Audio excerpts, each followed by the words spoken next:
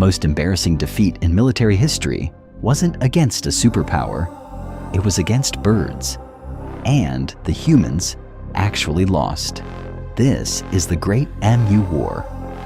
In 1932, Australia deployed soldiers with Lewis machine guns to wipe out 20,000 emus, destroying crops. The military thought it would be a massacre. They were wrong. The emus operated like elite guerrilla fighters.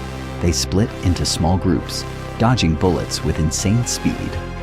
After thousands of rounds fired, only a handful of birds fell.